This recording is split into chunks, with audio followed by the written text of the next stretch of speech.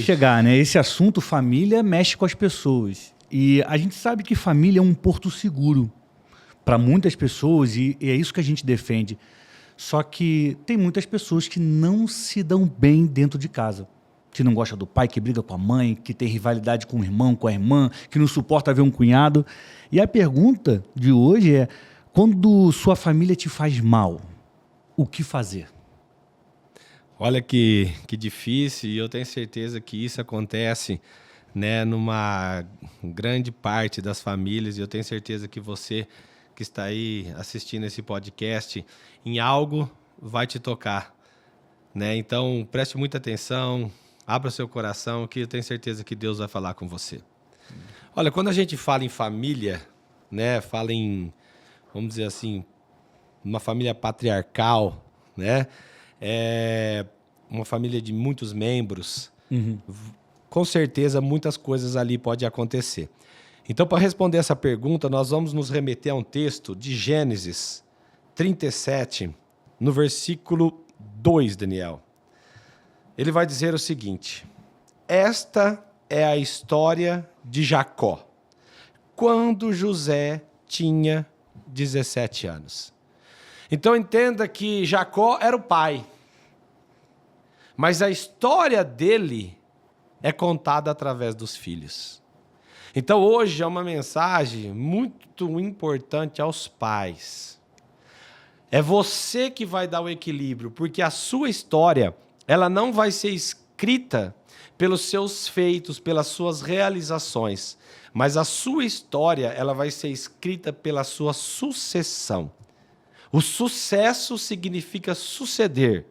Então entenda que você pode ter grandes realizações no mundo corporativismo, no mundo financeiro, até no seu ministério, mas a sua história, Deus aqui nos dá uma direção, que ela vai ser escrita através dos seus filhos. Então, aqui já começa uma direção. A minha família me persegue. Quem vai dar equilíbrio para isso? É a figura paterna. Ok? Mas o que pode estar gerando, Daniel, essa perseguição? Ok? Porque olha que ele fala assim, ó, quando José tinha 17 anos, apacentava os rebanhos com seus irmãos, sendo ainda jovem. Então entenda que um dos fatores que pode acontecer de perseguição é as diferenças de idade. Então, numa família que tem muitos filhos, por exemplo, eu venho de uma família onde o meu pai eram 4 irmãos homens, 2 mulheres. O mais velho era mais de 20 anos mais velho que ele. Caramba. Então, ele não tinha ele como uma figura paterna, como irmão, mas como uma figura paterna. E esse contraste de idade pode gerar um certo desrespeito. Porque o mais velho vai sempre ver o mais novo como uma criança. Como se ele tivesse um direito maior por ser mais velho. Então, aonde que nós temos que chamar a atenção aqui? O pai dessa família precisa ver que ele tem que entender que as diferenças de idade podem gerar grandes conflitos dentro da sua descendência. E é você que tem que colocar uma calmaria e estabelecer regras, direitos e deveres. Você concorda, Daniel? Papel do pai. Agora, a gente tem um problema que é grave, eu acho, porque muitos pais não se prepararam para ser pais. Eles talvez não tiveram uma grande referência paterna, tiveram um filho e eles acabam reproduzindo os problemas. Então, chamar a responsabilidade para o pai é fundamental. Mas e quando esse pai não tem condições de guiar a casa, né? Olha, essa seria uma pergunta difícil. Seria.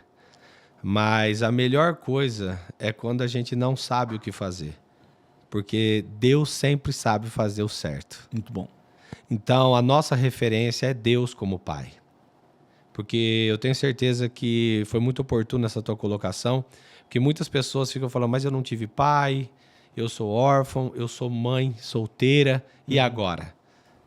nós temos uma referência de como deve ser um pai através da Bíblia. Então é esse pai que vai saber gerir. Porque ele não mandou o seu sobrinho. Deus, ele manda o seu filho, Jesus. Bom. Ele poderia ter mandado Jesus como mãe, Jesus como primo, Jesus como pai, mas ele... Como irmão. Como irmão. Ele já manda como filho para resguardar o direito dele como pai. Então, pais ou família, se você não sabe, a direção que eu quero te dar neste dia é a sua referência como pai ao Senhor. E se você colocar a sua dependência nele, ele vai te dar entendimento para gerir as diferenças. Ok? Muito bom. O tema é quando sua família te faz mal, o que fazer. Então aqui já tem um direcionamento para o pai, que é buscar a Deus e ele vai orientar. Agora, aquela pessoa, aquele filho, aquela filha que sofre uma perseguição, que tem problema, que não quer voltar para casa, qual é a dica e o conselho que você pode dar para essa pessoa? Sempre ao Senhor. Aqui nós temos que partir do princípio que essa pessoa, ela está certa. Ou que ela está com a, vamos dizer assim, com a maior parte da razão. Porque sempre num conflito, nós temos que saber que sempre há dois lados. Nunca há um lado 100% certo. Mas toda vez que há uma perseguição, também há um agir de Deus. Na vida de José foi assim. A perseguição levou ele a viver o que Deus tinha para ele. Então, talvez para você que se sente excluído, para você que talvez não tenha cadeira na mesa da sala para jantar, talvez você que está sempre excluído das reuniões familiares, assim também tinha um menino chamado Davi. Na casa dele não tinha reverência, porque quando chega o profeta Samuel na casa dele, ele não estava lá. Mas Deus tinha uma cadeira de honra para ele. Deus tinha um reino. Então, a dica para você que está se sentindo excluído, para você que está se sentindo perseguido, aumente a sua fé em Deus e entenda que a tua luta não é contra a carne nem contra o sangue. É contra principados e contra potestades. E se você entender que Deus vai usar essa perseguição para te levar aonde Ele quer que você viva o teu propósito. Muito bom. Amém? E José, ele foi perseguido pelos irmãos, vendido. Você falou da diferença de idade, que realmente é um problema. Era uma questão na época de José, na família de José. Mas José também tinha um comportamento que destoava dos irmãos. Sim. Né? O quanto isso é problemático, é certo, é errado? Então, entenda, quando as pessoas querem te excluir, quando você é uma peça de divisão. Certo? Então, aqui, se você vê, ele fala que José apacentava o rebanho junto com seus irmãos. Então, quando você, dentro de uma empresa familiar, é alguém que vai comer mais uma fatia daquilo, naturalmente, o inimigo pode colocar no coração dos outros irmãos que você não está lá para somar e para multiplicar, mas para dividir.